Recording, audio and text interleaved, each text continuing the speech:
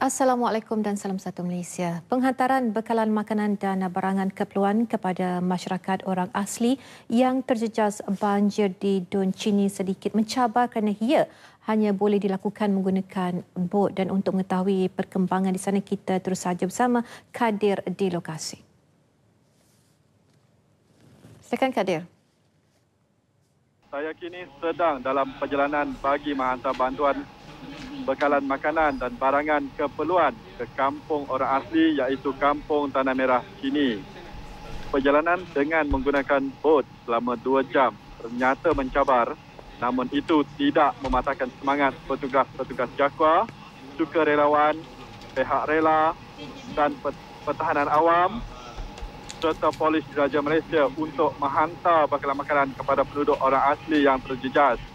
Dan menurut pengarah JAKWA Negeri Pahang, Encik Isa Abdul Hamid, penduduk orang asli di kampung tersebut berjumlah lebih 300 orang daripada 87 buah keluarga. Mereka telah terputus hubungan sejak 26 Disember lepas kerana jalan yang menghubungkan kampung tersebut telah dinaiki air. Justru penghantaran bekalan makanan hanya dapat dilakukan dengan menggunakan bot sahaja. Dan keadaan cuaca di daerah ini ketika ini adalah cerah selepas sedikit hujan semalam.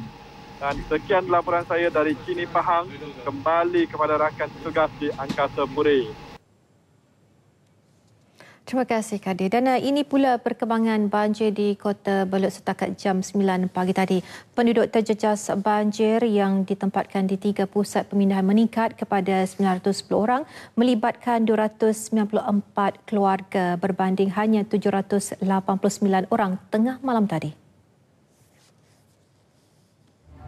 3 pusat pemindahan banjir yang dibuka ialah Dewan Tun Said menempatkan seramai 512 orang, Dewan Chuang Hua 220 orang dan Dewan SMK Taun Gusi seramai 72 penduduk terjejas banjir.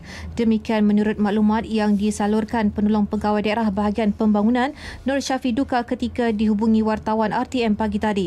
Sementara itu, menurut maklumat yang dikeluarkan Pusat Kawalan Operasi Bencana PKOB Negeri Sabah, 2 lagi pusat pemindahan dibuka iaitu di SK Rukum dalam daerah Pitas yang menempatkan seramai 18 orang melibatkan 5 keluarga, dan SK Ranau di Kota Marudu seramai 82 orang melibatkan 23 keluarga.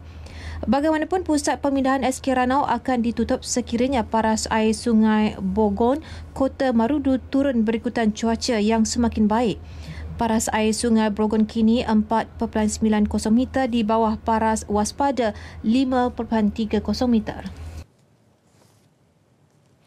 Tabung bantuan bencana alam Kementerian Pendidikan Malaysia KPM akan dimulakan di sekolah-sekolah seluruh negeri Sabah sebaik sahaja sesi persekolahan bermula 12 Januari ini.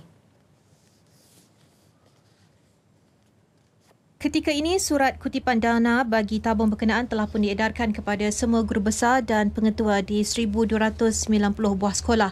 Ia melibatkan 1,071 sekolah rendah dan 219 sekolah menengah. Hasil keseluruhan kutipan akan dikumpul dan dijumlahkan pada 29 Januari ini sebelum disalur kepada negeri-negeri terjejas banjir di Semenanjung Februari depan. Hasil kutipan itu diharap mampu membantu meringankan beban keluarga yang terjejas akibat banjir. Pengarah Pendidikan Negeri Datuk Jamie Alip menyatakan demikian ketika dihubungi RTM di Kota Kinabalu.